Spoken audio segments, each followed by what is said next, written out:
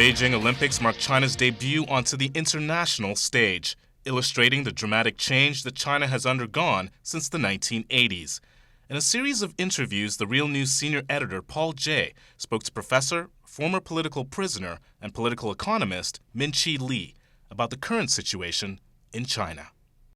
Welcome back to the next segment in our interviews with Minqi Li about the current situation in China. Welcome, Minqi. Thank you. The view we get from the West of China, we see to some extent the figures of the leaders of the Chinese Communist Party. We know a little bit in history of something called the democracy movement, but we know very little about it in terms of what the different trends are. We don't really hear about much else other than Chinese consumerism. But we know there's a tremendously vigorous intellectual life in China.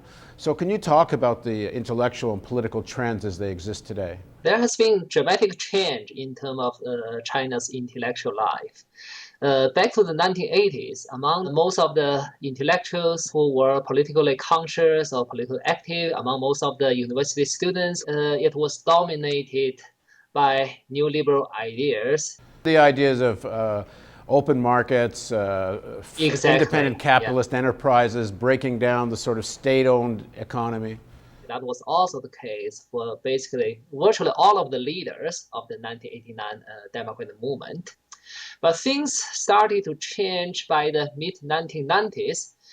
Just to be clear, so you're saying most of the leadership of the Tiananmen Square democracy type of movement were mostly connected to this neoliberal economic reform movement? Yeah, I would say probably all of them. And by the mid-1990s, things started to change, and you started to have some intellectuals who criticize the market-oriented reform, the neoliberal ideas.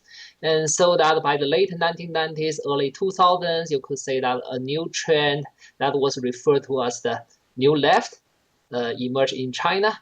And in today's Chinese context, this term New Left is used to refer to a very broad category that range from everyone from social democrat to nationalist, left nationalist to Marxist. What they have in common is that they all are to different degrees critical of market-oriented reform, to different degree critical of neoliberalism, and to different degree have a generally positive view of the Maoist period with different emphasis. They have a more positive view towards the Maoist period. Right, they are more positive, that's right. Yeah. So that you're talking about things like there used to be more of a healthcare system for people than there is now, and examples like that? In the Maoist period, for example, the people's life expectancy increased from 35 years old at the around 1950s, and towards the end of Maoist period, that's increased to close to 70 years old. And so that's a very dramatic change, probably the biggest increase in terms of life expectancy compared to other countries over the same length of period. And they also have developed some re-evaluation of the Cultural Revolution. So instead of the Chinese official point of view is that the Cultural Revolution has to be totally denied. It's 10 years of havoc or 10 years of disaster. And they tend to emphasize that there have been many positive economic and social accomplishments. For example, what are some of those positive examples? Because the picture that's painted in the West of the Cultural Revolution is a sort of tyrannical, crazed period. That's the way it's painted for us. They actually cited Chinese official statistics published in the reform years. And so they used those statistics to argue that, in fact, China's pace of industrialization had been very rapid in the Cultural Revolution years. And also China had accomplished many technical achievements, including such as the hybridized rice. And China was not far behind the US at that time in terms of computer development. And they also talk about the initial intention of Mao to start a cultural revolution had to do with try to reverse the trends towards the emerging of a new privileged bureaucratic class, which would later lead to the development of capitalism. And they believe that has been, in fact, verified. This trend that thinks the way you're describing, this must be quite a small, in terms of population, a small segment of opinion. Is that true?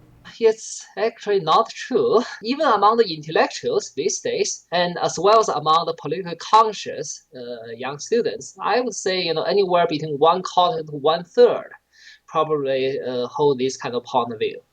And in terms of general population, not a small number of them had a quite favorable view about the Maoist period, especially for the workers and because of the negative social consequences of the market development. What you're calling the New Left critique of the current period. To what extent does that exist inside the party, or is this mostly something that's happening outside the Chinese Communist Party? Well, pretty much outside the party.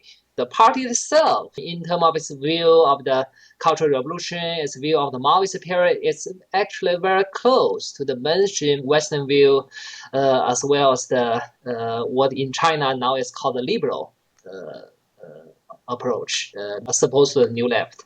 In the next segment of our interview, let's discuss a little further the comparisons between the Maoist period and the current capitalist period of China. Please join us for our next segment of our interview with Minqi Li.